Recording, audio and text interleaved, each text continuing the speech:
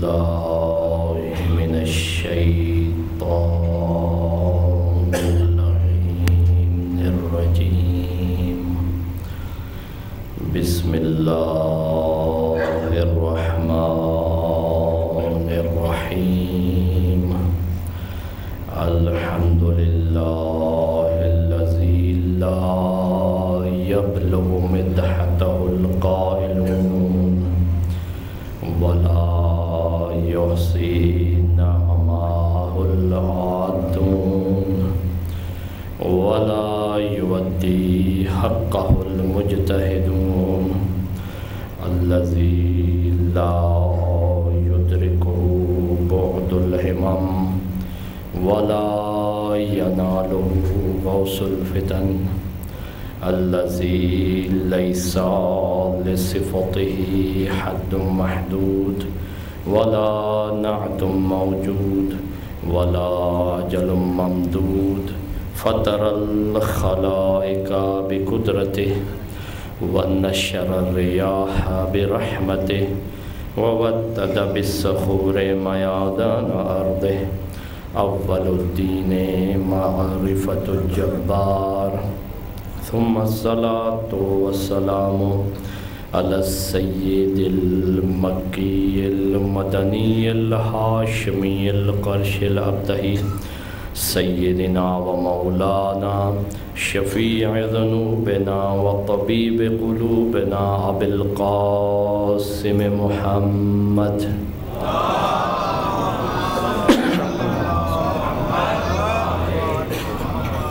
وعلى أهل بيته الطيبين الطاهرين المعصومين المظلومين، لا سيما بقية الله الأعظم إمام زماننا هذا، روحي وأرواح العالمين لتراب مقدمه الفداء.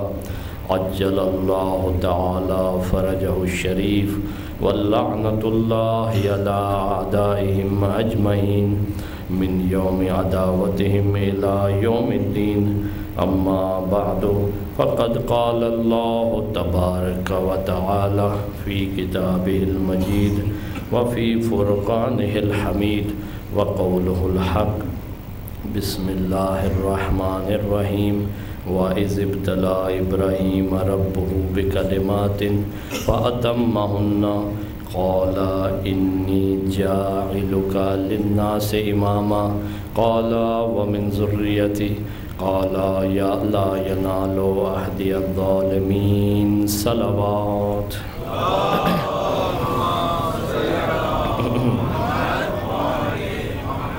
محترم سامعین، اہل ولایت و مودت و محبت، اللہ تعالیٰ گزشتہ تمام اعمال آپ سب کے اپنی بارگاہ میں مقبول و منظور فرمائے، اور آئندہ ہم سب کو مزید معرفت اور عقیدے کے ساتھ عمل انجام دینے کی توفیق عنایت فرمائے.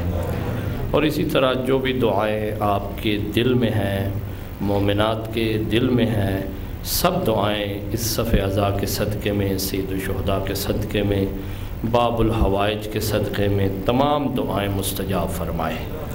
بلند آواز میں درود پڑھیں اہل بیت کی پاک ذات پہ. اللہم صلی اللہ علیہ وسلم. عرض خدمت یہ ہے کہ معرفت امامت اور عصر حاضر کے تقاضے، اس عنوان سے ہماری آج 8ویں گفتگو ہے. کل گفتگو میں چاہ رہا تھا کہ کلوز کروں ولایت تکوینی کے متعلق، لیکن چند سوال دوستوں نے میسج کیے اور کچھ ویسے بھی پوچھا کہ جس میں ایک خوشی کی یہ بات ہے میرے لیے کہ اچھائی ہے اس میں کہ سب دوست غور سے سنتے ہیں، کیونکہ سوال کا آنا دلیل ہے اس بات کی کہ موضوع کو غور سے سنا جا رہا ہے. اور اس سلسلے میں ممنون ہوں آپ سب کا کہ آپ مجھ جیسے طالب علم کو اتنے غور سے سنتے ہیں. عرض یہ ہے کہ ولایت تکوینی کے بارے میں جو ایک سوال مجھے آیا ہے وہ یہ آیا ہے کہ کیسے ممکن ہے کہ تمام اشیاء جو عالم کی ہیں، دنیا کی ہیں، کائنات کی ہیں، وہ صرف اہل بیت کے ذریعے سے ہی آئے؟ کیوں یہ خدا ڈائریکٹ خلق نہیں کرتا؟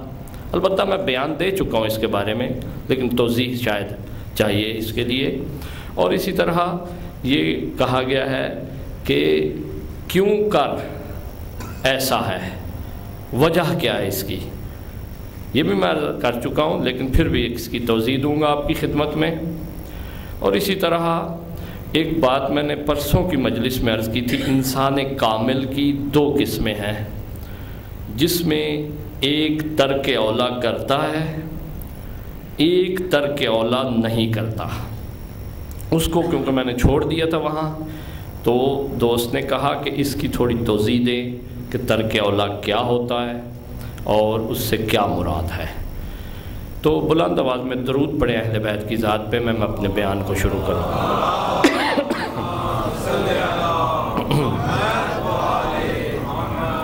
عرض یہ ہے کہ اللہ تعالیٰ ایسی ایک ذات ہے، اس سے بالاتر کوئی ہستی موجود نہیں ہے۔ یعنی ہم جتنے خدا کی ڈیفینیشن اب کرنے لگا ہوں، اللہ کی ذات کی ڈیفینیشن کرنے لگا ہوں، یہ جملہ آپ ذہن میں اور دل میں بٹھا لیجئے گا۔ آج کے بعد آپ سے کوئی بھی پوچھے، بچہ پوچھے، بڑا پوچھے، کوئی بھی، تو آپ یہ جملہ اس کے لیے بول سکتے ہیں کہ وہ ذات جو تمام کمالات خود رکھتی ہو، وہ ذات جو تمام کمالات اور صفات اور خوبیاں خود بخود رکھتی ہو، اور تمام نقائص اور تمام عیب اور تمام کمیوں سے خود بخود دور ہو۔ خود بخود کا لفظ آپ نے ذہن میں رکھنا ہے۔ تمام کمالات رکھے، تمام فضائل رکھے، تمام صفات رکھے، تمام خوبیاں رکھے، لیکن کیسے رکھے؟ خود ہوں اس کی، کسی سے نہ لی ہوئی ہوں، کوئی نہ اسے دے۔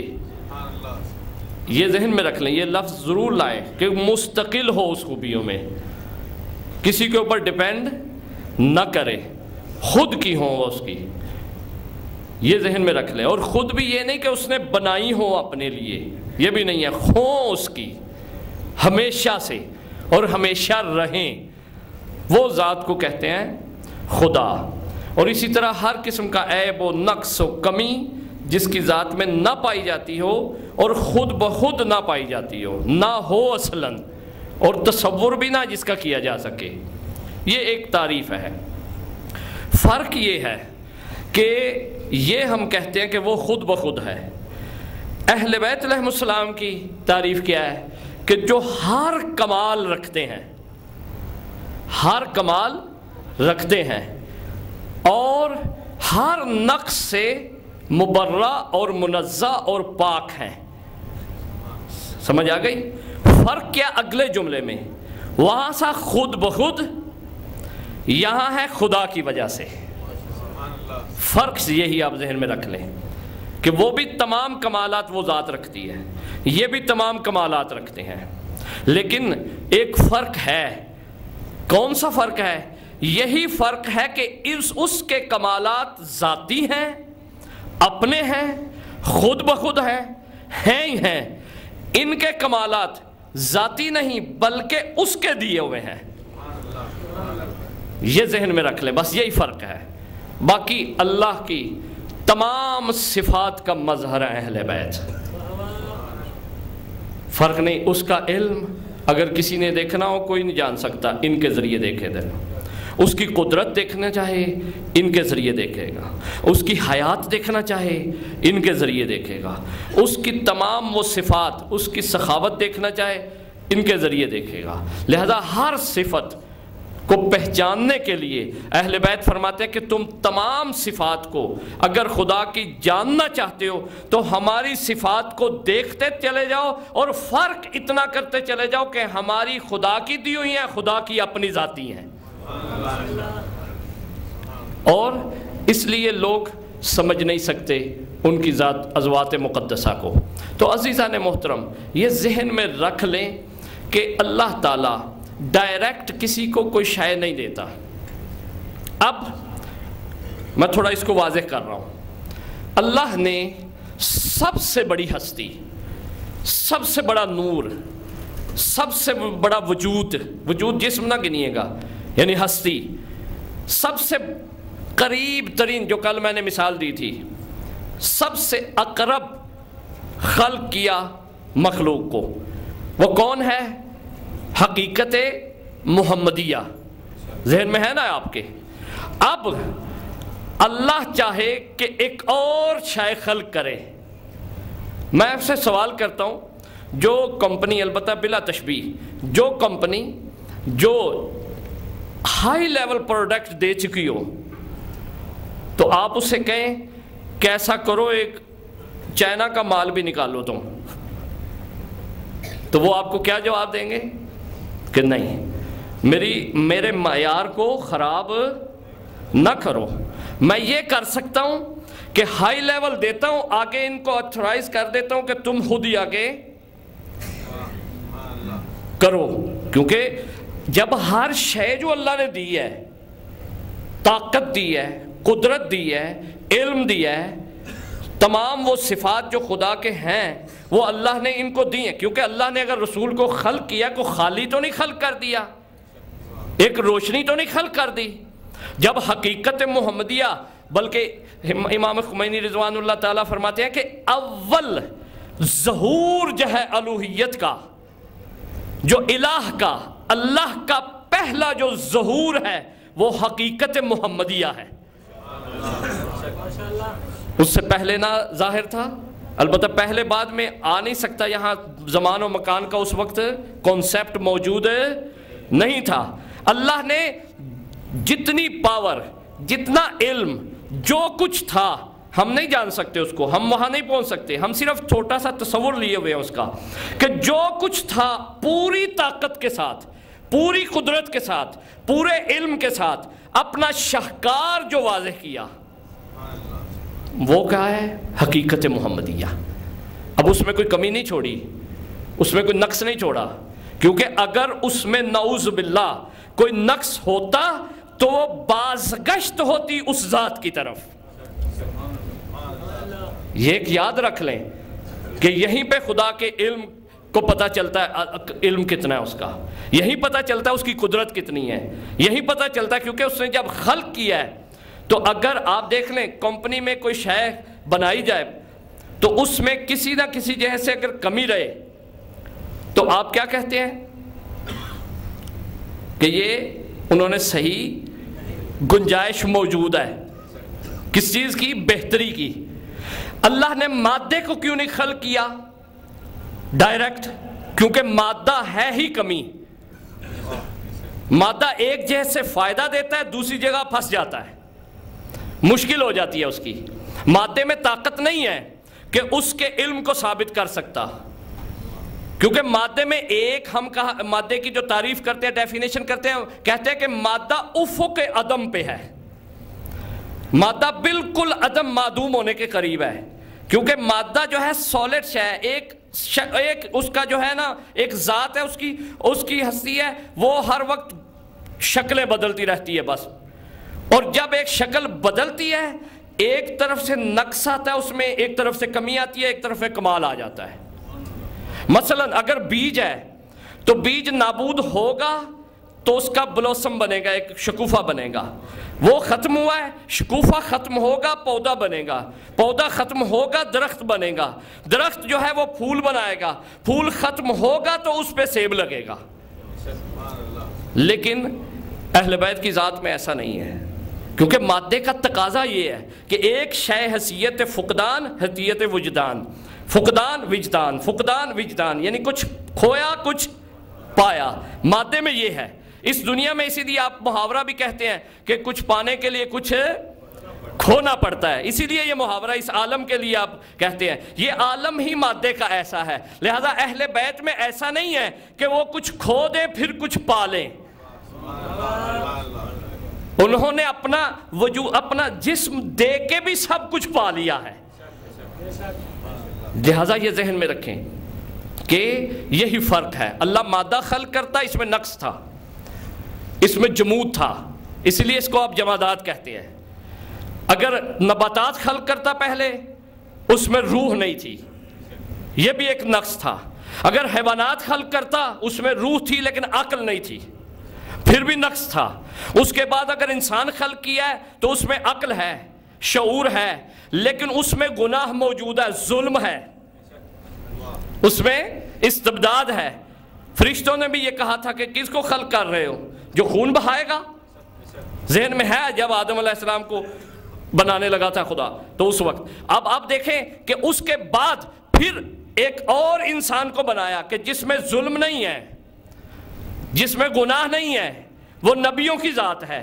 جب اس کو کوئی دیکھتا ہے تو کہتا ہے تسلی ہوئی ہے کافی ساری کہ اس میں بے عیب ہے، لیکن جب دیکھتا ہے کہ آدم چلے گئے گندم کے درخت کی طرف تو کہتا ہے، پھر رک جاتا ہے انسان،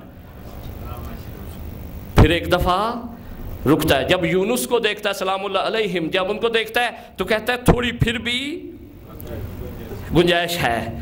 اور جب اس سے بالا تر دیکھتا ہے مقامات مقدسہ حقیقت محمدیہ، اور اس کے بعد اس کے شعونات اور اس کے ظواہر، اس عالم میں جو 14 ظاہر ہوتے ہیں، جب ان کو دیکھتا ہے، نہ ان میں مادے جیسی کمی نظر آتی ہے، نہ نباتات جیسی کمی نظر آتی ہے، نہ حیوانات جیسی کمی نظر آتی ہے، نہ عام انسان جیسی کمی نظر آتی ہے، نہ وہ کمی نظر آتی ہے جو آدم کے پاس تھی، بلکہ اس میں کمال ہی کمال نظر آتا ہے، علو ہی علو، بلندی ہی بلندی نظر آتی ہے۔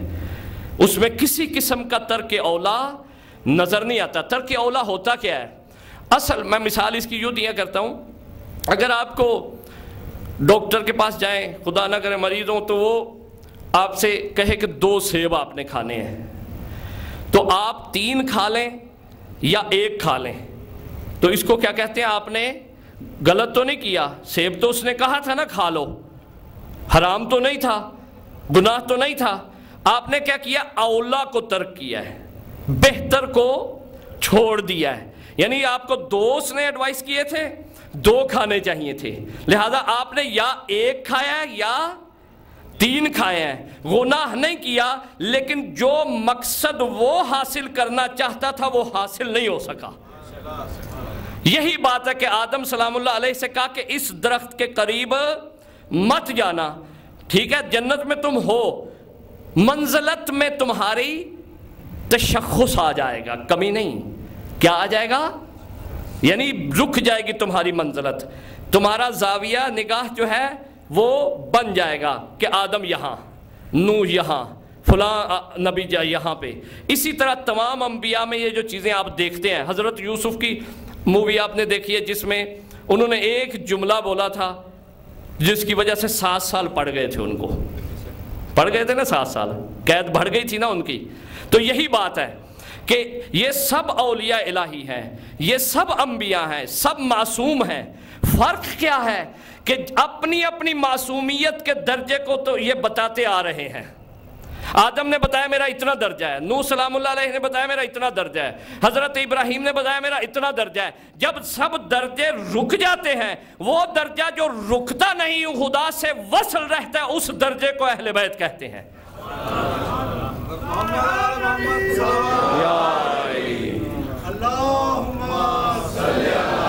محمد وآل محمد وعجل، وہ درجہ ہے۔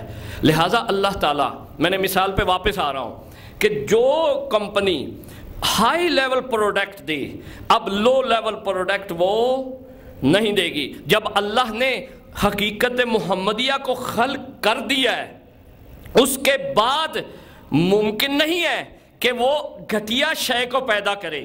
کیوں کہ اس کی ذات میں نقص آتا ہے اس کے ذریعے۔ کیوں؟ اس نے عالی خلق کر کے ساتھ میں ایک بہت گھٹیا شے اگر خلق کر دی تو پھر درست نہیں کہا ہاں اے رسول میں نے وہ جو صفات سب کی سب سی تیرے اندر رکھ دی ہیں، لہذا اذن میرا ہوگا، قدرت میری ہوگی، علم میرا ہوگا، طاقت میری ہوگی، سب کچھ میرا ہوگا، لیکن ذریعہ تو ہوگا،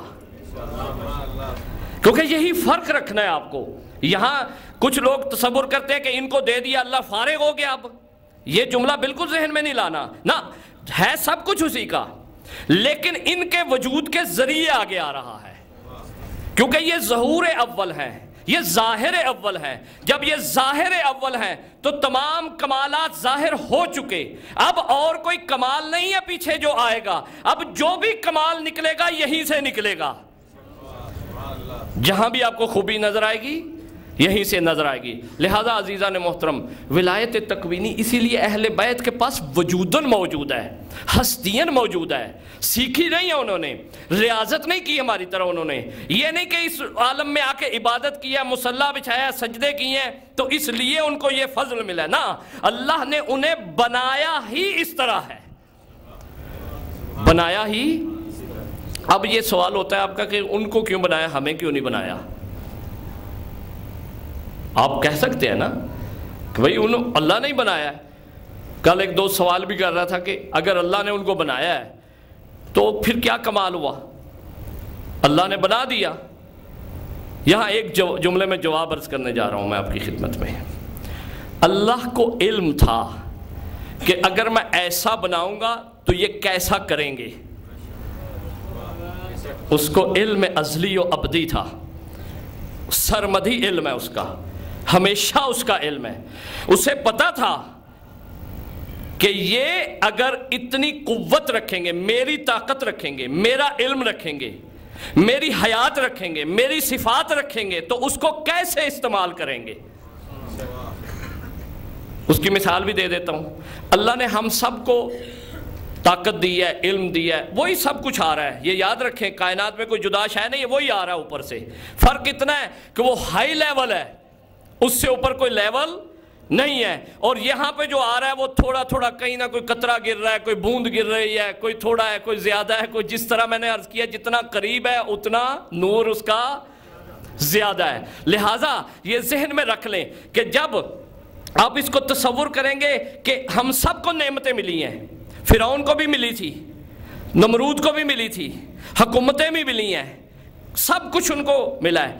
اب اللہ نے یہ دکھایا ہے کہ یہ دیکھو ایک طرف میں نے یہ نعمتیں دیں، دوسرے افراد کو یہ نعمتیں دی ہیں، اور یہی ان کا امتحان تھا۔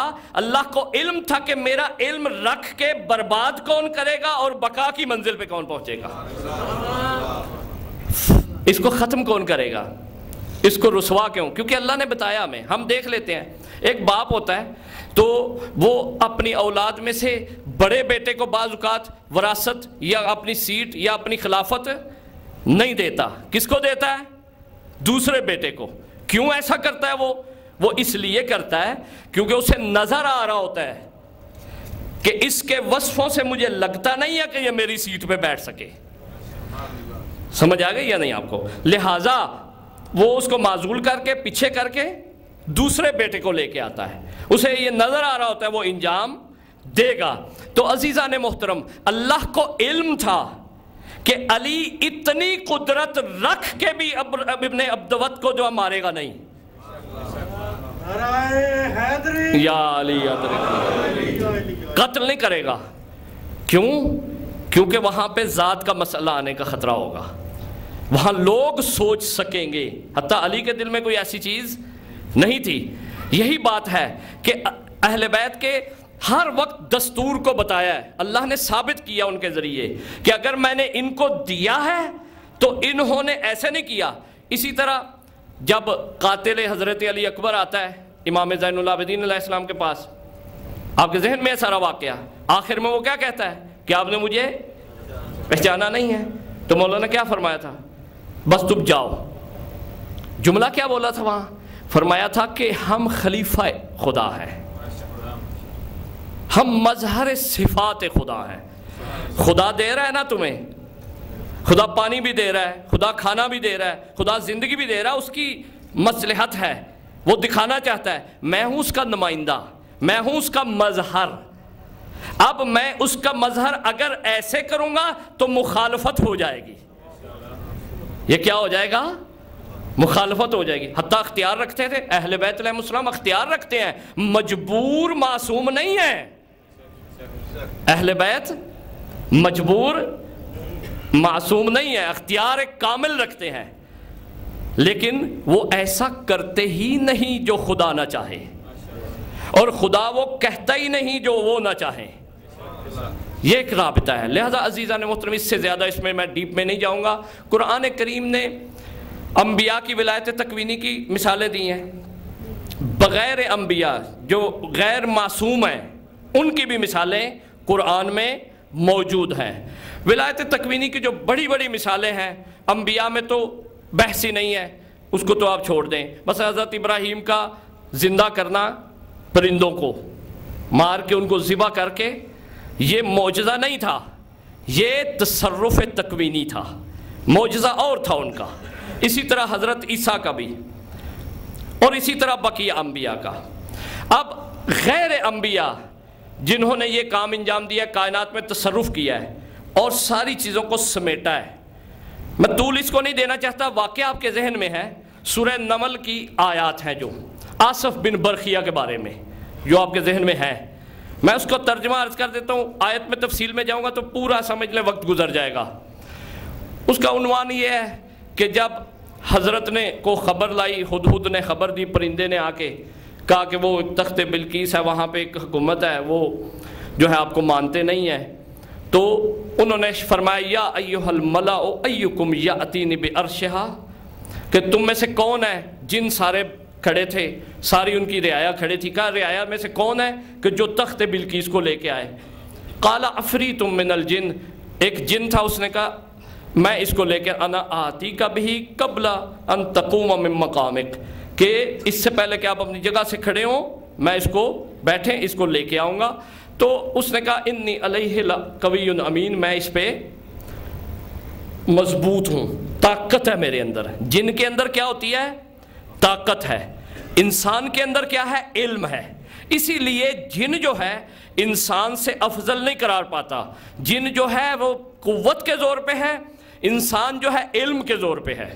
یہ ذہن میں رکھیے گا، انسان کو جن تنگ نہیں کر سکتا ما سوائے اس کے کہ جس کا علم اور تقوی اور نفس جو ہے وہ ضعیف ہو جائے۔ جو کہتے ہیں نا فلاں کو جن لگ گئے ہیں، جن چمڑ گئے ہیں، فلاں ہو گیا، یہ ہو گیا، یہ ایسا، وہ اس کو ہوتا ہے کہ جس کا نفس قوت کم رکھتا ہے اور علم کم رکھتا ہے۔ لہذا آصف بن برخیہ جو وسیع ہیں وہ اٹھے، انہوں نے کہا انا آتیک بہ قبل ان یرتد، کہ اس سے پہلے کہ آپ آنکھ جھپکے میں لے آؤں گا۔ میں اس کو تفصیل میں نہیں جانا چاہتا کس وجہ سے۔ قال الذی من عندہ علم من الکتاب، کہ جس کے پاس کچھ کتاب کا علم ہے۔ امام نے اس کی جو تشریح عرض کی ہے اس آیت کی، وہ آپ کی خدمت میں عرض کرنا چاہتا ہوں۔ وہ کیا تشریح ہے؟ مولا فرماتے ہیں کہ 73 حروف کا علم ہے، اصول کافی میں یہ روایت ہے، یقیناً آپ نے سنی ہوگی۔ 73 حروف کا علم ہے۔ آصف کے پاس اس میں سے ایک حرف کا علم تھا۔ پھر کیا کیا؟ مولا فرماتے ہیں فخسف بها الارض، کہ آصف نے اس کے ذریعے زمین کو دھنس دیا۔ کیا کیا؟ دھنس دیا، یعنی ایسے زمین ہے نا، یہ فاصلہ ہے، اس کو ایسے کر دیا، ایسے ملا دیا، دھنس دیا۔ اور دھنسنے میں کمال یہ تھا کہ جو کچھ روئے زمین پہ تھا وہ مرا نہیں، مٹا نہیں، ختم نہیں ہوا، نابود نہیں ہوا۔ ایسا نہیں ہوا یہ سب مر گئے ہوں، ملیا میٹ ہو گئے ہوں، نہ، یہ موجود بھی رہے، یہ درست بھی رہے، لیکن زمین کو دھنسا۔ ثم تناول بیدہ سریر بلقیس، اور اس کے بعد ہاتھ سے تخت بلقیس کو پکڑا اور رکھ دیا اسے۔ ثم عدت الارض، کہ پھر زمین کو واپس پلٹا دیا، کما کان، جس طرح وہ موجود تھی۔ مولا فرماتا ہے کتنا عرصہ تھا اس کے لیے؟ ایک آنکھ جھپکنے کے برابر. تو مولا فرماتے ہیں اس کے پاس ایک حرف کا علم تھا. اس نے کائنات میں تصرف کیا اور تصرف بھی ایسا کیا جس سے حرج مرج نہیں ہوا, دنیا نابود نہیں ہوئی, زمین خراب نہیں ہوئی, لوگ مرے نہیں ہیں. ہوا یہ کہ تخت بلقیس بھی آ گیا اور اس پہ حضرت سلیمان ابن داؤد نے جو ہے وہ شکر کیا. ھذا من فضل ربی, یہ جملہ ہے ان کا کہ یہ فضل الہی ہے. اشکر لیبلونی, کہ میری یہ آزمائش تھی. اشکر, کہ میں کیا اس کا شکر ادا کروں, ام اکفر, کہ یا اس کا انکار کروں میں. لہذا پتہ یہ چلا کہ آصف نے اسے لایا. یہ کیا تھی آزمائش, کس کی؟ حضرت سلیمان ابن داؤد کی. جب انہوں نے کہا میری آزمائش ہے اور اس پہ انہوں نے خود نہیں کیا, کچھ بھی خود انجام نہیں دیا, آصف نے انجام دیا. تو مولا فرماتے ہیں اگر آصف کے پاس سلیمان ابن داؤد کا وسیع ہونے کے ناطے ایک حرف کا علم ہے تو ہمارے پاس تو 72 حروف کا علم ہے. ہم تو کائنات کو جہاں چاہیں جہاں بدل سکتے ہیں, تبدیل کر سکتے ہیں. اور اس میں ایک آیت آپ کی خدمت میں عرض کرنا چاہتا ہوں. اصل میں نے آج کی مجلس یہ آیت کو عنوان قرار دیا تھا, توجہ رکھیے گا. یہ آیت ذہن میں بٹھا لیں, پیش کریں کسی بھی پڑھے لکھے بندے سے, تفسیر ضرور پوچھیں اپنی زندگی میں ایک دفعہ, جو بہت اپنے آپ کو عالم کہنا چاہے اور کہے کہ بھائی اس طرح ہے, فلاں دعوے فتوے مسئلے. تو آپ ایسا کریں, اس سے کہیں سورہ رعد کی آیت ہے, یقول الذین کفروا لست مرسلا قل کفا باللہ شہیدا بینی وبینکم ومن عندہ علم الکتاب. یہ کب آیت نازل ہوئی ہے؟ یہ آیت مکے میں نازل ہوئی ہے. کہاں ہوئی ہے؟ مکے میں. مکے کا قرآن نازل اور مدینے میں دونوں جگہ قرآن نازل ہوا ہے نا. 13 سال مکے کے, 10 سال مدینے کے, یعنی قرآن سے آخری دن بھی یہ نازل ہوئی ہو. حتیٰ کہ روایت ہے کہ آخری 3 سال وہی رکی ہوئی تھی. اگر آپ آخری دن بھی لگا لیں یہ, یعنی قرآن ختم ہونے سے کم از کم 10 سال پہلے یہ آیت آئی ہے. ایسا ہی ہے. اس کا مطلب کیا ہے؟ یقول الذین کفروا, اے رسول یہ جو کافر ہیں یہ کہتے ہیں لست مرسلا, تو نبی نہیں ہے. قل, ان سے کہو, کفا کافی ہے, باللہ شہیدا بینی و بینکم ومن عندہ علم الکتاب. اب یہاں کفا کا لفظ آیا. کفا کس کے کہتے ہیں؟ کافی. یہاں اکثر کہتے ہیں اللہ کافی ہے, اللہ کافی ہے. اگر اللہ یہاں اپنے آپ کو تنہا کہتا تو تم بھی کافی کا ترجمہ یہ لے لو. اور اگر اللہ نے کیا کہا ہے کہ میں بھی ہوں گواہ, اے رسول ان سے کہہ دیجئے کافی ہے اللہ, اور وہ جس کے پاس پوری کتاب کا علم ہے.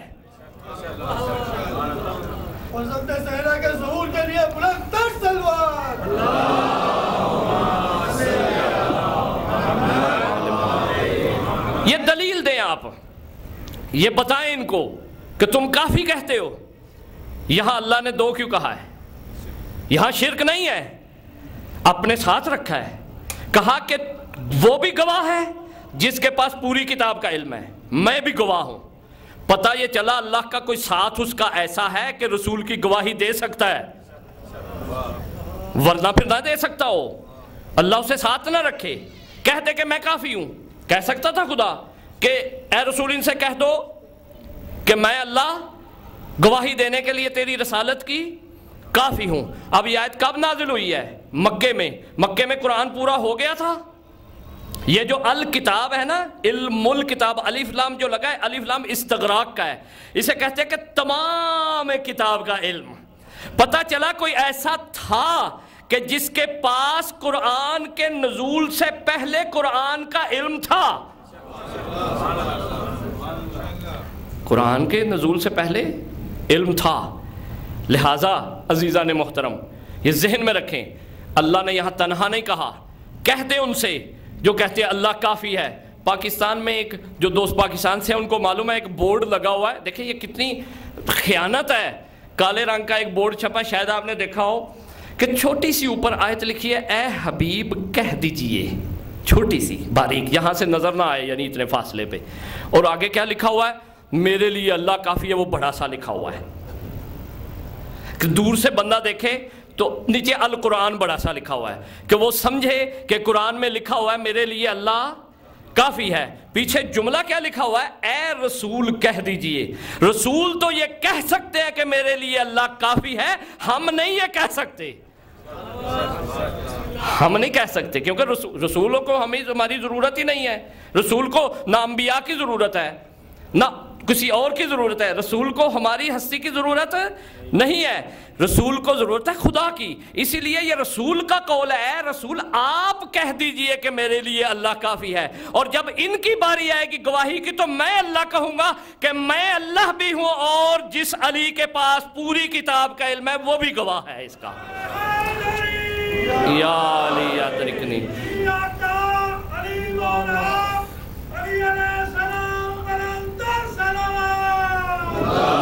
صلی اللہ محمد وآل محمد وعجل فرجہم۔ یہ خدا کی قسم ضرور آیت کی تفسیر پوچھیں آپ یہ آیت لے جائیں سورہ رعد کی آخری آیت میں، کہیں کہ یہ بتائیں کہ اس میں اللہ کے ساتھ جو رسول کی گواہی دینے والی شخصیت ہے وہ کون ہے، بتائیں آپ۔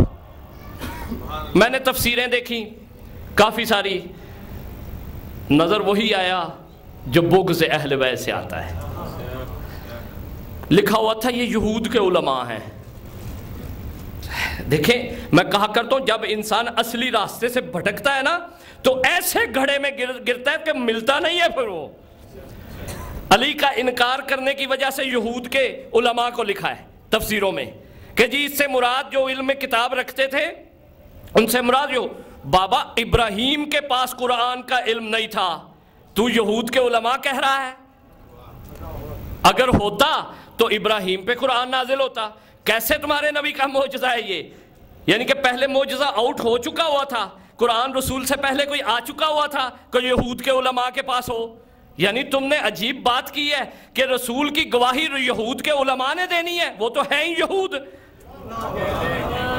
نہیں عجیب بات ہے واقعاً، عجیب تصور ہے واقعاً، اس میں مجھے بڑا دکھ ہوا، میں حسرت سے تفسیریں کھولتا رہا دیکھتا رہا کہ کیا لکھا ہوگا یہاں پہ، کسی نے جرأت نہیں کی، صرف مکتب اہل بیت نے یہ جرأت کی ہے، کہا کہ اگر یہ پریکٹیکل میں تم نے دیکھنا ہے تو قرآن کے نزول سے شروع ہونے سے پہلے، یہ تو نزول کے بعد کی بات ہے، شروع ہونے سے بھی 10 برس پہلے علی جب کعبے میں آئے تھے رسول کی رحلِ نبوت پہ قرآن پڑھ کے دکھایا تھا،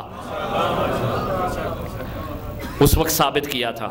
یہ اہل سنت کی بھی روایات ہیں کہ علی نے وہ سورے بھی لکھے ہوئے ہیں، وہ آیتیں بھی لکھی ہوئی ہیں کہ رحلِ نبوت پہ علی نے آتے ہی قرآن پڑھا تھا۔ اب لوگ ممکن ہے کہیں کہ بھائی رسول نے کیوں نہیں پڑھا، رسول کا معجزہ تھا، رسول کو پڑھنا چاہیے تھا، علی نے کیسے پڑھ دیا، یہ آپ نے خود ہی بنایا ہے، تو میں یہ کہا کرتا ہوں کہ اگر رسول پڑھتے تو بتاتا کون یہ قرآن ہے، یا علی نے پڑھا ہے، رسول نے گواہی دیا کہ یہ ایسی ویسی باتیں نہیں کر رہا، یہ قرآن پڑھ رہا ہے۔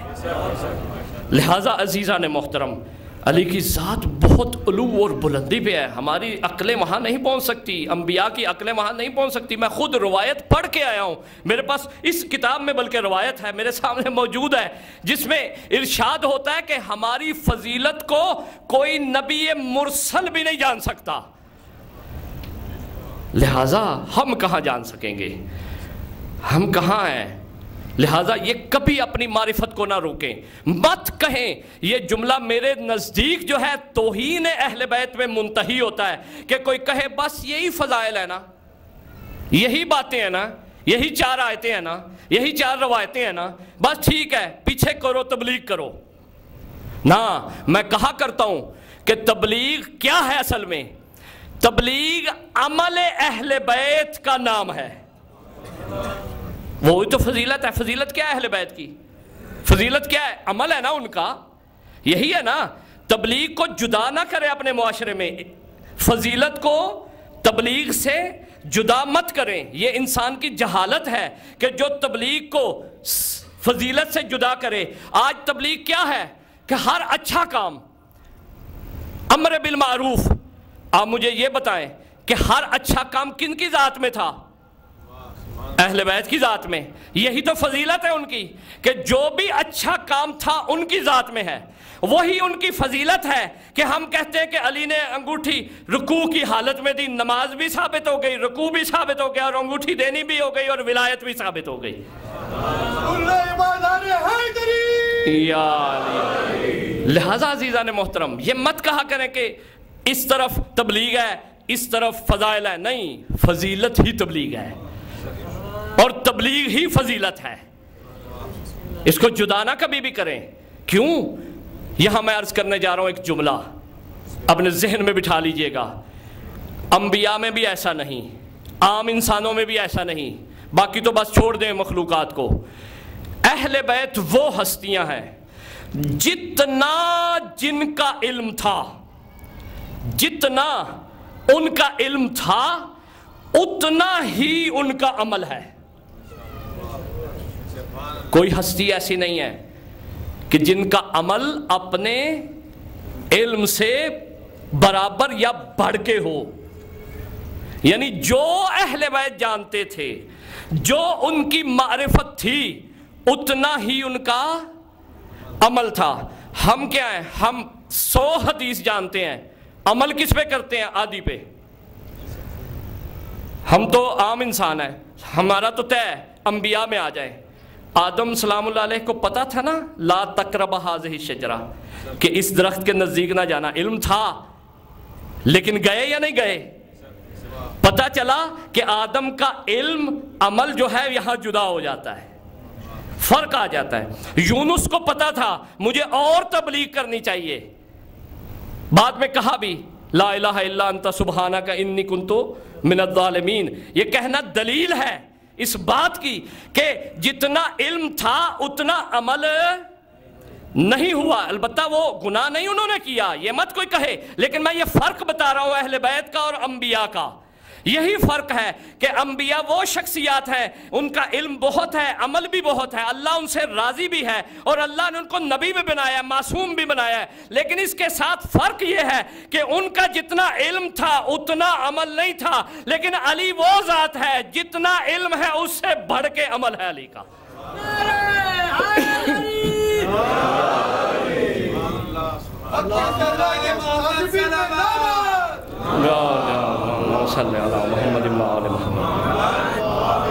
توجہ فرمائیے آپ نے، اہل بیت میں یہی فرق ہے کہ جتنا ان کا علم ہے اتنا ہی ان کا عمل ہے، اور ہر علم ان کی فضیلت ہے، اور اس پہ عمل کیا ہوا مجسم ان کی فضیلت ہے۔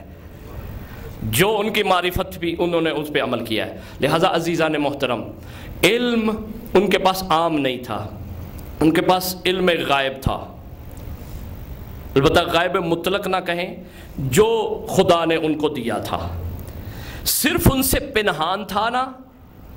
یہ میں واضح کر رہا ہوں، کائنات دیکھیں دو سمتیں ہیں، میں نے اس دن بھی کہا تھا، یہ کائنات اس طرف، اس طرف خدا بلا تشبیہ۔ اس طرف حقیقت خدا سے آشنا نہیں تھے، کیونکہ جو حقیقت خدا کو جان جائے وہ پھر خود خدا ہوگا، کیونکہ اس کا احاطہ آ جائے گا، وہ محیط ہو جائے گا۔ لہذا وہ خدا کیا ہے وہاں پہ آ کے کہتے ہیں ربی زدنی علما۔ جو قرآن میں آیا ہے نا، رسول کی دعا ہے، یہ نہیں کہ یا اللہ مجھے شریعت تھوڑی اور سکھا دے، یا اللہ مجھے کائنات کے تھوڑا اور بتا دے، مجھے تصرف تھوڑا اور دے، نہ قطعاً ایسا نہیں۔ ربی زدنی علما، یا اللہ اپنی معرفت جتنی دی ہے اگر کوئی گنجائش ہے تو اور بھی دے۔ وہاں پہ دعا ہے یہ۔ اس طرف جو کائنات ہے، کائنات کی حقیقت کو اہل بیت جانتے ہیں، اسی لیے اسے رد و بدل کر سکتے ہیں، اسے تبدیل کر سکتے ہیں، اس کو توڑ سکتے ہیں، اس کو زندہ کر سکتے ہیں، اس کو مار سکتے ہیں، اس کو آگے کر سکتے ہیں، اس کو پیچھے کر سکتے ہیں، وقت کو پلٹا سکتے ہیں، سب کچھ وہ کر سکتے ہیں۔ تو عزیزان محترم، یہ ذہن میں رکھیں کہ ہم اگر چاہتے ہیں کہ ان چیزوں کو اہل بیت سے لیں تو ایک راستہ ہے کہ جس طرح میں روز کہتا ہوں کہ وہ کر رہے ہیں اس طرح کریں۔ اہل بیت میں بہت بڑی ایک جو فضیلت تھی وہ یہ تھی کہ انہوں نے اپنے لیے زندگی نہیں گزاری۔ کس کے لیے زندگی گزاری ہے؟ یا خدا کے لیے یا خلق خدا کے لیے۔ اپنے لیے علی خود فرماتے ہیں کہ میں نے اپنے لیے کوئی سانس بھی نہیں لیا، جس کی گواہی خدا نے دی ہے لوجہ اللہ، کہ اللہ کے لیے۔ لہذا آپ بھی ذہن میں رکھیں، اللہ کو نہ پیسے چاہیے ہوتے ہیں، نہ مال چاہیے ہوتا ہے، نہ سجدے چاہیے ہوتے ہیں، کیونکہ وہ مبرہ اس سے۔ اللہ کو کیا چاہیے کہ تم اس صورت میں میرے پاس واپس آؤ کہ میں تمہارا وصف بیان کروں۔ یعنی جب تم قیامت والے دن پہنچو، یہ بہت گہری بات ہے، ذہن میں رکھیں، علم عرفان میں آئیے کہ جب تم واپس آؤ تو وہاں میں تمہارے بارے میں کہوں، تم نہ منتیں کرو، تم نہ طلب کرو، بلکہ میں گواہی دوں، رسول گواہی دیں، اہل بیت تیری گواہی دیں کہ یا اللہ اس سے پہلے کہ لوگ کہیں یا یہ کہیں، ہم کہتے ہیں کہ یہ ہمارا تھا۔ لہذا ہمارا ہونے کے لیے انسان کو وصف پیدا کرنا پڑے گا۔ شہید آیت اللہ بہشتی کہتے ہیں جنت بے بہا نیست، جنت مجانی نیست، یعنی جنت مفت میں نہیں ہے۔ جنت کے لیے انسان کو وصف اختیار کرنے پڑتے ہیں، اور جنت میں وہی ہوگا کہ جو اس دنیا میں وہ وصف اپنے اندر پیدا کرے گا، وہ اپنے اندر خوبی پیدا کرے گا۔ کیونکہ جنت میں جانے کے لیے آپ امام بارگاہ میں آتے ہیں، یہ بھی ایک جنت کا ٹکڑا، یاد رکھیں۔ اس وقت ہمیں منزل یقین نہیں ملی۔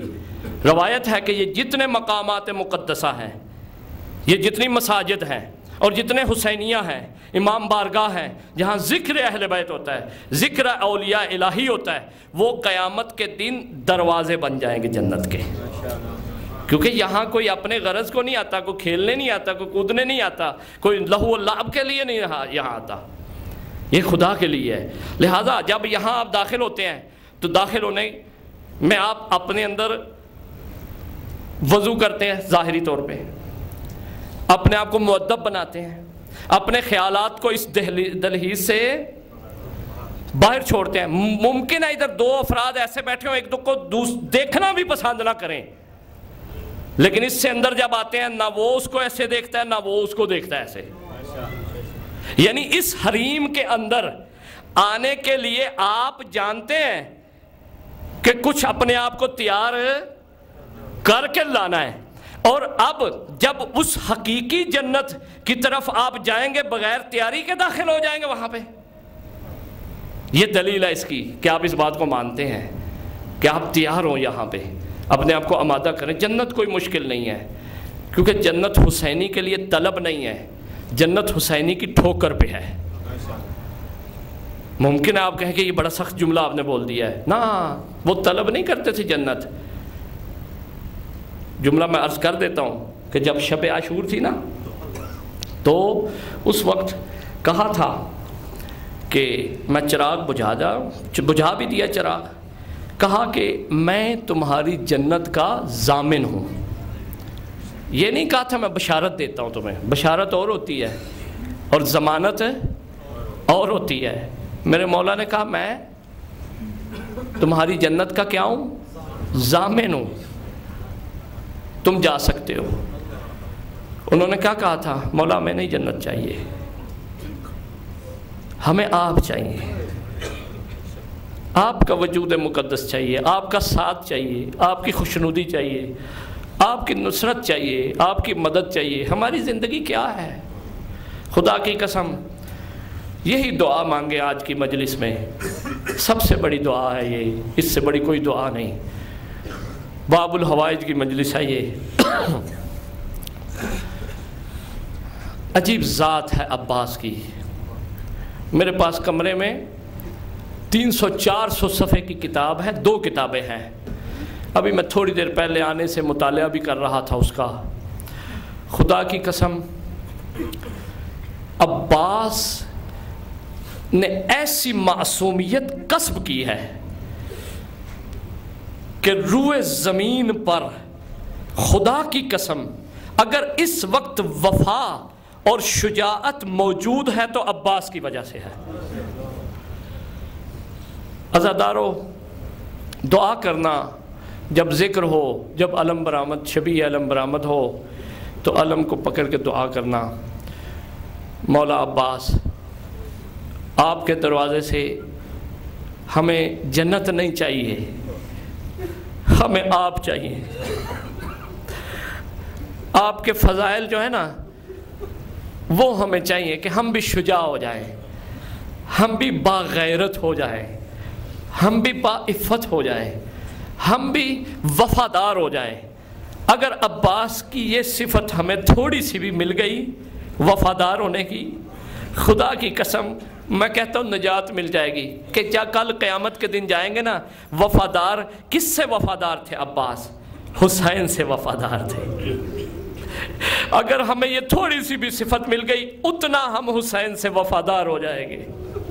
یہ دعا ضرور مانگے گا, میرے لیے بھی, اپنے لیے بھی, اپنے ساتھیوں کے لیے بھی, دوستوں کے لیے بھی, میری مائیں بہنیں بھی یہ ضرور دعائیں مانگیں کیونکہ یہ مستجاب ہونے کا وقت ہوتا ہے. باب الحوائج کی مجلس ہے.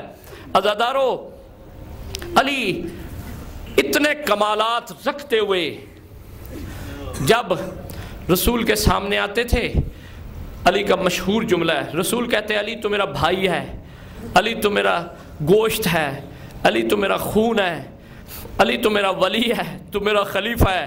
لیکن علی جواب میں کہتے ہیں انا عبد من عبید محمد, کہ میں محمد کے غلاموں میں سے ایک غلام. اتنی بلندی ہے علی کی, یہی بلندی علی کی. علی سب کچھ ہوتے ہوئے اپنے آپ کو رسول کا غلام کہتے تھے. یہی درد علی کے دل میں تھا. علی ہمیشہ یہ کہتے تھے کہ یا اللہ میں نے ساری زندگی تیرے رسول کی خدمت کی ہے, تیرے رسول کی غلامی کی ہے, اب میری خواہش ہے کہ میری نسل میں یہ غلامی ختم نہ ہو. میں چاہتا ہوں کہ جو تیرے رسول کے بیٹے ہیں نا حسن و حسین, ان کے لیے میرا بیٹا غلامی کرے. عزادارو اسی لیے علی نماز شب میں دعا مانگتے تھے, یا اللہ میری صفات کا, میری شجاعت کا مظہر مجھے بیٹا عنایت فرما. عزادارو اسی لیے کیونکہ رسول کے بیٹے ہیں, حسن و حسین رسول کے بیٹے ہیں, روایت ہے یہ. علی کے بیٹے عباس ہیں وہ. اب دیکھیں کہ جب علی نے دعا مانگی ہے نا, جب علی نے دعا مانگی ہے, علی کی دعا پوری ہوئی ہے, وہ اس صورت میں ہوئی ہے کہ ام البنین سے رشتہ طے ہوتا ہے. اور ام البنین جو عرب میں سب سے شجاع خاندان تھا اس سے تھی, اور وفا میں مشہور خاندان تھا. عزادارو جب عباس آیا نا دنیا میں تو صرف عباس کی وفاداری مشہور نہیں ہے. کتابوں میں لکھا ہے کہ عباس کی ماں بھی وفادار تھی. میں نے خود امیر المومنین کا جملہ پڑھا ہے کہ اگر زہرا کے بعد میری کوئی زوجہ میری نظر میں سب سے افضل ہے تو وہ ام البنین ہے. عزادارو جب مدینے میں تھی نا بی بی, تو ایک دفعہ منادی آتا ہے, ندا کرتا ہے قد قتل الحسین بارض کربلا.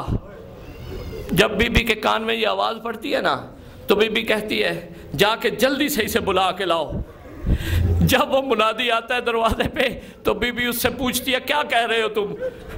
کہتا ہے میں کہہ رہا ہوں کہ حسین کربلا میں مارا گیا. بی بی کہتی ہے مجھے یقین نہیں ہے کہ حسین مارا جائے. کہا کیسے, کیوں یقین نہیں؟ کہا حسین کی پناہ گاہ عباس تھی, عباس حسین کے ساتھ تھا. عزادارو جب یہ کہنا تھا منادی نے کہا عباس بھی مارے گئے ہیں. بی بی کہتی میں نہیں مانتی.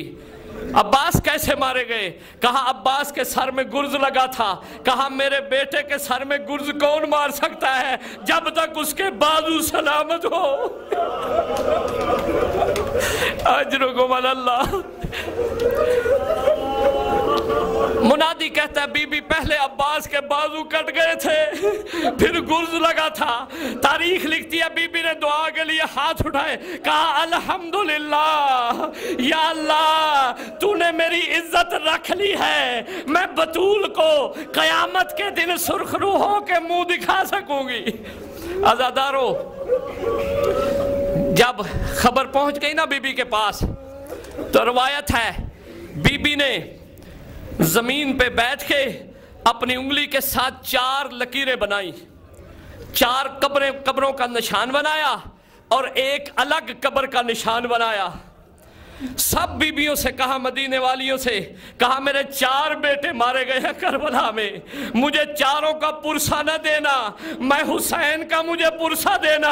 بیویاں پوچھتی ہے کیا بی بی عباس تیرا بیٹا نہیں ہے؟ وہ 4 تیرے بیٹے نہیں ہیں؟ کہا کہ میرے بیٹے ہیں لیکن ان کی ماں زندہ ہے، لیکن حسین کی ماں دنیا میں موجود نہیں ہے، مجھے حسین کا پرسہ دینا۔ عزادارو، یہ وفا ہے۔ میں آرام آرام سے پڑھوں گا، سن لینا۔ اللہ جانے اگلے سال غازی شہنشاہ کی یہ شہادت نصیب ہو یا نہ ہو، مجھے بھی پتہ نہیں ہے زندگی کا، آپ کو بھی پتہ نہیں ہے۔ اپنی زندگی کی آخری مجلس سمجھ کے سنا کرو، خوب گریہ کیا کرو، یہی وہ راتیں ہیں جس میں ہم گریہ کر سکتے ہیں۔ اپنی دعائیں بھی طلب کیا کرو۔ عزادارو، جب ایک مرتبہ عباس میں اور باقی شہداء میں فرق ہے، فرق یہ ہے کہ جب بھی کوئی شہید جاتا تھا تو اپنے وارث کے لیے وہ دھارس ہوتا تھا، آسرا ہوتا تھا، لیکن عباس ایک وارث کے لیے آسرا نہیں تھا بلکہ ساری بیویوں کے لیے آسرا تھا، سارے وارثوں کے لیے آسرا تھا۔ عزادارو، آیت اللہ خوئی آل اللہ مقامہ، جب نجف سے کربلا جاتے تھے، عزادارو حضرت کے جب دروازے پہ تشریف لے جاتے تھے، ان کے شاگرد یہ بیان کرتے ہیں 3 سلام کرتے تھے۔ ایک مرتبہ اپنے دونوں ہاتھ اپنے ماتھے پہ رکھ لیتے تھے، کہتے تھے السلام علیکہ یا شباب الحسین۔ پہلا سلام یہ کرتے تھے، سلام ہو آپ پر اے حسین کی جوانی۔ دوسرا سلام کرتے تھے السلام علیکہ یا رجا سکینہ، سکینہ کی آس تجھ پر سلام ہو۔ تیسرا سلام کرتے تھے السلام علیکہ یا حجاب زینب، اے زینب کا حجاب تجھ پر سلام ہو۔ اجرکم علی اللہ۔ عزادارو، عباس کے مصائب خدا کی قسم اتنے موجود ہیں کتابوں میں، اگر انسان ساری رات پڑھتا رہے تو مکمل نہیں ہو سکتے، بس مختصر کروں گا۔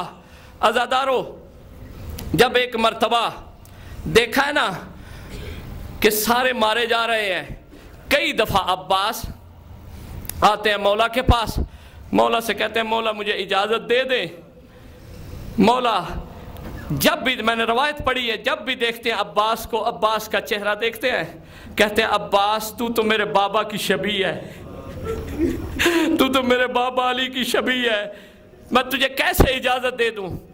عزادارو، ایک وقت آیا کہ جب حسین کو اجازت دینا پڑی، لیکن روایت ہے کہ جب عباس نے اجازت مانگی، حسین نے یہ نہیں کہا جاؤ جنگ کرو، یہ جملہ نہیں ملتا تاریخ میں، یہی ملتا ہے کہ عباس بچے بہت پیاسے ہیں، جب بھی العطش کی صدا آتی ہے، جب بھی العطش کی صدا آتی ہے تو عباس میرے آنسو جاری ہو جاتے ہیں۔ اس وقت آنسو جاری ہو رہے تھے مولا کے۔ روایت میں لکھا ہے ایک مرتبہ عباس سے کہا عباس ہو سکے تو پانی لے کے آؤ۔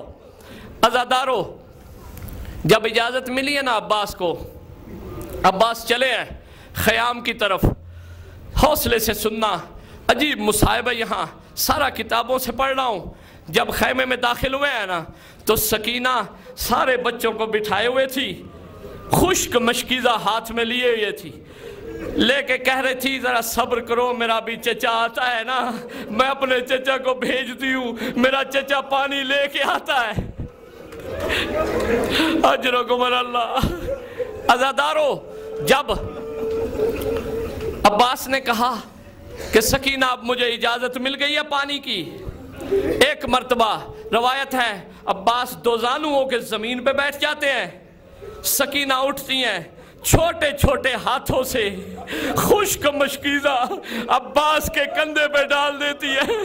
یہ کندھے پہ ڈالنا تھا، دور سے زینب دیکھ رہی تھی، زینب نے جب یہ مشکیزہ دیکھا ہے نا عباس کے کندھوں پہ، اپنی چادر کو حسرت سے دیکھتی ہے بی بی۔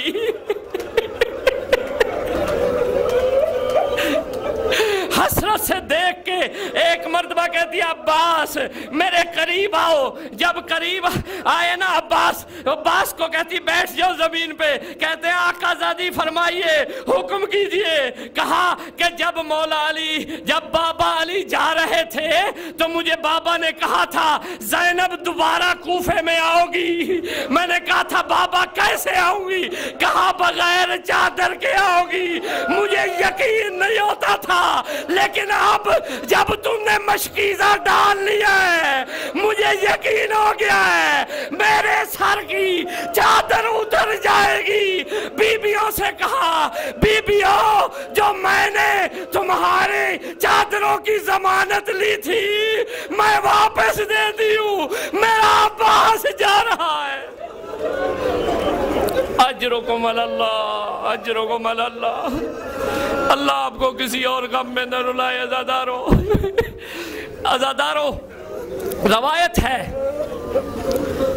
کہ جب بھی کوئی شہید مقتل گاہ کی طرف جاتا تھا تو بی بی نوحہ کہتی تھی، جب قاسم گئے ہیں صدا بلند ہوتی واہ قاسمہ، جب اکبر گئے ہیں واہ اکبرہ۔ اسی طرح جب بھی کوئی شہید جاتا تھا اس کے نام کا نوحہ تھا۔ لیکن میں نے روایت خود پڑھی ہے، جب عباس نکلنے لگے نا خیام سے تو بیبیاں واہ اکبرہ نہیں کہہ رہی تھی، واہ عباسہ نہیں، اپنے سر پہ ہاتھ رکھ کے کہہ رہی تھی واہ حجابہ، واہ حجابہ، ہائے ہماری چادر، ہائے ہماری چادر۔ اجرکم اللہ، اجرکم اللہ۔ عزادارو، عباس چلے ہیں، روایت میں ہے کہ 5000 کا لشکر تھا جو دریا پہ قابض تھا۔ میں نے خود روایت پڑھی ہے، راوی ہے اسحاق ہوئے، وہ لکھتا ہے کہ میں علم بردار تھا عمر سعد کے لشکر کا۔ وہ اپنے خود روایت بیان کرتا ہے، اس نے جو مصائب بیان کیا نا اپنے منہ سے، وہ کہا کہ میں نے کربلا میں کیا کیا تھا۔ جب مختار کی حکومت آئی ہے نا اس کے بعد اس نے یہ مصائب نقل کروایا، وہ آپ کی خدمت میں عرض کرنا چاہتا ہوں۔ جب 5000 کا لشکر تھا، ایک مرتبہ مولا عباس نے 5000 کے لشکر کو چیرنا شروع کیا ہے، کربلا کے خیبر کو فتح کیا ہے۔ فتح کرنے کے بعد جب پانی پہ قبضہ کیا ہے نا، عباس نے پانی اٹھایا ہے، اٹھا کے جملے ملتے ہیں، کہتے ہیں فوج اشقیا، اسی پانی کی وجہ سے میرے علی اکبر کو زین سے اتارا ہے، اسی پانی کی وجہ سے میرے قاسم کے ٹکڑے بکھیرے ہیں۔ عزادارو، یہ اٹھانے کے بعد عباس نے پانی پھینکا ہے، ایک مرتبہ مشکیزہ بھرا ہے پانی سے، بھرنے کے بعد یہ ملعون کہتا ہے کہ جب عباس نے مشکیزہ بھرا ہے نا اپنے کندھے پہ ڈالا ہے، ڈال کے جب عباس نکلنے لگے ہیں تو ہم ڈرے ہوئے تھے، ہم سہمے ہوئے تھے۔ ایک مرتبہ عمر سعد کی آواز آتی ہے کہ اگر یہ پانی خیام میں پہنچ گیا تم جنگ ہار جاؤ گے، کبھی زندگی میں منہ نہ دکھا سکو گے یزید کو۔ عزادارو، ایک مرتبہ یہ کہتا ہے کہ ہم نے منصوبہ بنایا کہ کیسے عباس کو پانی لے جانے سے روکا جائے. کہتے ہیں ہم 5000 کا لشکر جو ہے وہ سارے کا سارا عباس کے آگے پیچھے لے آئے. عباس کو ہم نے گھیرے میں لے لیا. جب عباس کو گھیرے میں لیا تو اس کے بعد ایک ظالم آتا ہے. اب عباس جلدی سے گھوڑے کو خیام کی طرف لے کے جا رہے ہیں. ایک ظالم آتا ہے, ظالم آ کے وار کرتا ہے. عباس کا دایاں بازو کٹ کے گر جاتا ہے. کہتا ہے یہ ظالم کہ میں نے دیکھا کہ عباس نے جلدی سے تلوار اپنے بائیں بازو میں لے لی ہے اور مشکیزے کو بھی ڈال لیا ہے. کہتا ہے میں آیا ہوں, میں نے عباس کا بائیں بازو پہ وار کیا, عباس کا بازو کٹ گیا. عباس نے مشکیزہ اپنی دانتوں میں لے لیا. جب دانتوں میں لینا تھا میں نے ہرملا سے کہا, ہرملا نے تیر چلایا, مشکیزے سے پانی بہنے لگا.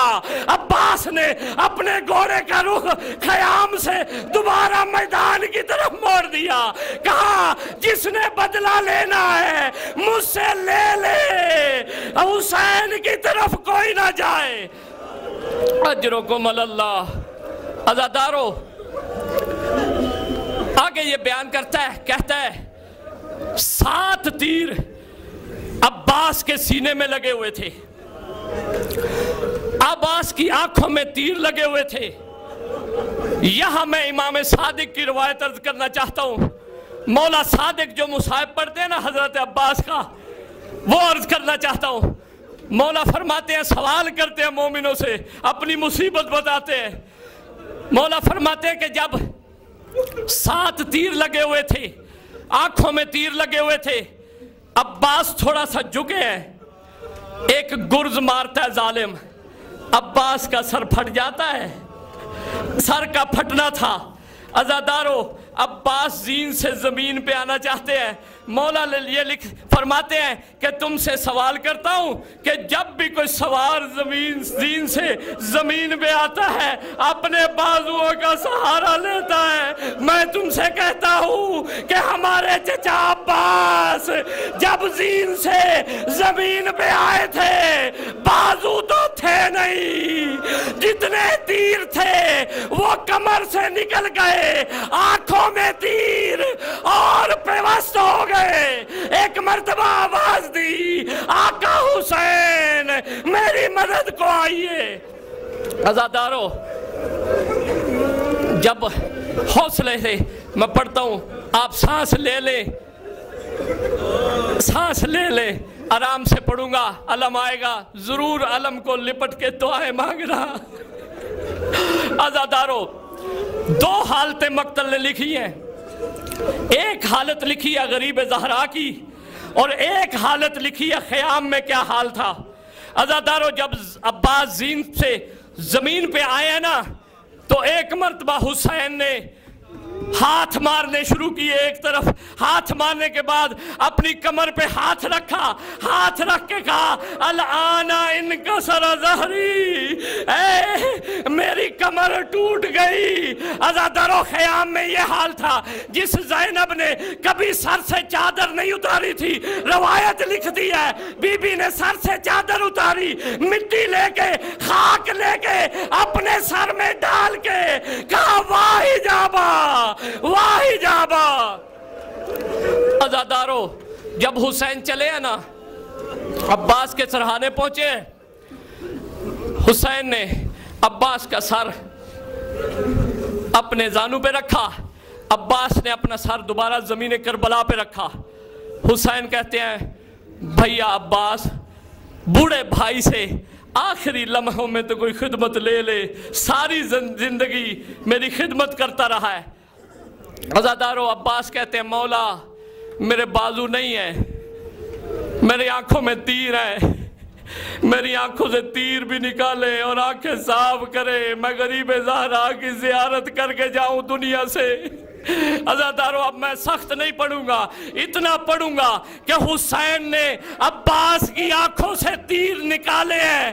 اللہ جانے جب تیر نکالا ہوگا عباس کی آنکھوں کا کیا حال ہوا ہوگا.